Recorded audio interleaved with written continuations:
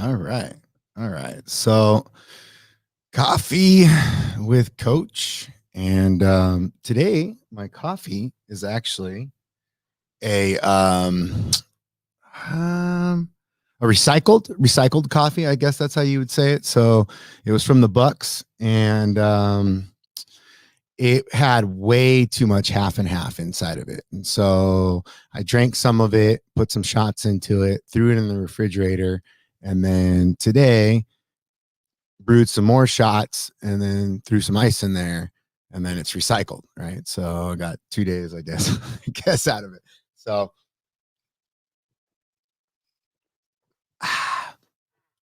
less slurping out of the straw, I guess. That's the upside to the iced coffee. And I like iced coffee a lot in the summer, and I like it to pre-workout. That's one of my favorite pre-workouts, like OG, just coffee, but specifically iced coffee is nice. Today I had a very interesting question. Very interesting question. I got this question that was in regards to specifically our Max Fit program and why we do a lot of LSD or long slow distance conditioning, or even in our interval style training, there's still longer pieces closer to 2, 4, and 6 minutes marks versus like 10 seconds, and very like certain times of the year we do 10 seconds, 5 seconds, 20 seconds, 1 minute.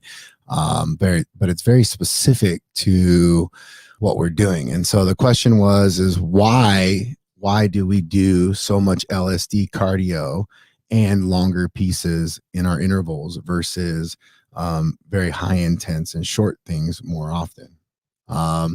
So I really like this question in regards to specifically what we do and why we do it. And the first thing for us is that if we're using a lot of CrossFit or high intensity training inside of our barbell or gymnastics or even dumbbell, kettlebell style of training, you have an issue of work to rest ratio is always very specific, because the muscular endurance can only go for so long. So it's very rare that you're going to swing a kettlebell for 50 to 100 reps in a row, right? So going lighter and holding it for 1 minute or 2 minutes is a very different animal than just doing 10, setting it down, doing 10, setting it down.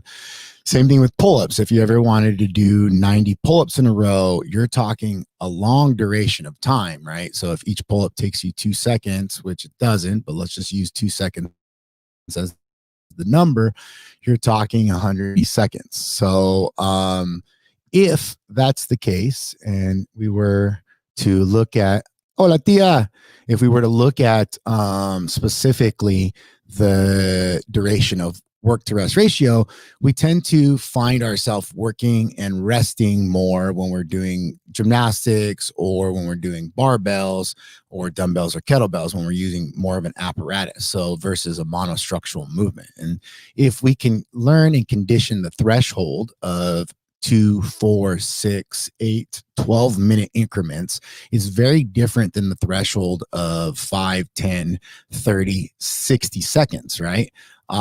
And if you're having a lot of one thing and you're not getting a variance of another, you start to have an overload, or you actually start to kind of almost diminish returns, right? And I see this a lot. I see this a lot when people pair stuff together. So for example, we're getting into a kind of area where our Olympic lifting base program is actually increasing in percentage, and our strength based program is getting deeper and deeper into a hypertrophy phase, and we're almost moving away from each other. And we have to understand that if I'm in a deep hypertrophy stability phase, I'm not going to really want to be doing 1 RMs and 2 RMs, or really just 1 rep maxes, 95, 100%.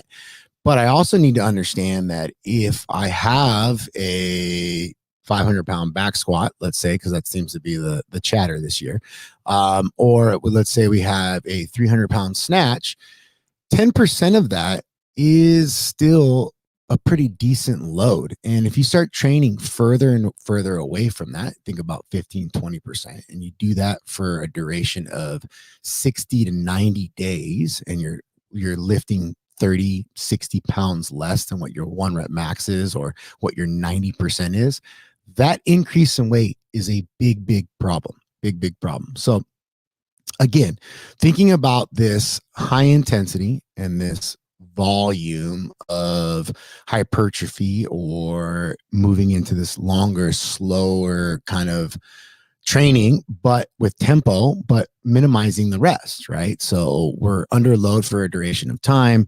The rest is becoming less. And now we're almost thinking about where can we improve our conditioning or our overall ability in other things. So I don't want to train my monostructural the same way that I'm training my barbell, my body, my gymnastics, so there's like this idea of where if I can mix and match, or I can learn how not to overload a specific duration of conditioning, I'm going to get better. So like, for example, cyclists, right? Cyclists are very good at developing the 20 to 30 minute threshold. And if you look at how they train, yes, they have a lot of long, and then they also have a lot of duration sprints, right? And you don't really see yet, they have wattage, they have power output workloads, but there's also this very specific of being able to handle these 5, 10, 20-minute pieces at a very high threshold. And if you can develop that, you can develop a lot of other aspects of handling the lactic acid the lactic acid threshold, right? You can really start to develop that capability, and you can really play with this. And then if you look at the long, slow distance stuff that we do, we really do that because of the aerobic capacity. If we can really raise the ceiling on the aerobic capacity, back to the idea of the cyclist of cycling for 2 hours, 3 hours at a time, she just 90 minutes for a warm up, right? This ability to put out this effort will allow for me to start to recover more. So the greater my aerobic capacity is, the greater my recovery capacity is. Then the better my threshold capacity is, the longer that I can hold in a red zone or a hot zone. And that's very similar to working in a high intensity workout, HIIT workout, or interval training. So I always tell people, as you start resting more and you start lifting weights and taking longer rest, or going heavier, move away from the stability, move away from the long, slow distance, and move into intensity. So if you're doing a lot of ATP output in your barbell, I would tell you to almost do the opposite in your monostructural, or find something in between, because you don't want to just overload it unless it's at that peak in your program, right? So as I'm kind of almost bringing the funnel together, I might work on it for 3 to 8 weeks, and then I move away from it again. So I don't want to do it too much. And then I'm going to flip and flop them. All right. Great question. I mean, I think I got a little off track there, but I really like that one. I really like the idea of answering why we do certain things, and that's really why we do it. See you guys tomorrow.